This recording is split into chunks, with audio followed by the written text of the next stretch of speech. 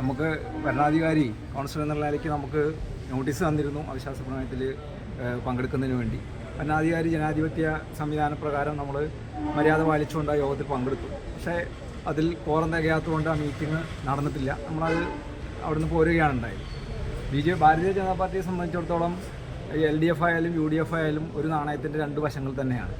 അപ്പോൾ ഭാരതീയ ജനതാ പാർട്ടിക്ക് അതിൻ്റെ നിലപാടുകളുണ്ട്. വോട്ട് ചെയ്യാതെ നമ്മൾ പോരാനായിരുന്നു നമ്മുടെ തീരുമാനം ഉണ്ടായിരുന്നു. അപ്പോൾ യോഗം തന്നെ നടക്കാത്തതുകൊണ്ട് നമ്മൾ അതിന് പോന്നിട്ടുണ്ട്. പക്ഷേ ഈ രണ്ട് മുന്നണികളും ഭരിച്ചതുകൊണ്ട് നമുക്ക് പട്ടാമ്പി നഗരസഭയിൽ പുരോഗമനവും മറ്റുള്ള കാര്യങ്ങളോ മാറ്റമോ ഒന്നും തന്നെ ഇതുവരെ സംഭവിച്ചിട്ടില്ല. പ്രധാനപ്പെട്ട ഒരു കാര്യം, നമുക്ക് പൊതുകാര്യം എന്നുള്ള നിലയ്ക്ക് കേരളത്തിൽ ഒരു മുനിസിപ്പാലിറ്റിയിൽ ശ്മശാനമില്ലാത്ത പട്ടാമ്പി മുനിസിപ്പാലിറ്റി മാത്രമായിരിക്കും. ഒരു ജനത്തിൻ്റെ വലിയൊരു വികാരം ഇതുവരെ നമുക്ക് നടപ്പാക്കാൻ സാധിച്ചില്ല. അതുപോലെ തന്നെ കുടിവെള്ള പദ്ധതിയുടെ കാര്യത്തിൽ അങ്ങനെ കുറേ വിഷയങ്ങളുണ്ട്.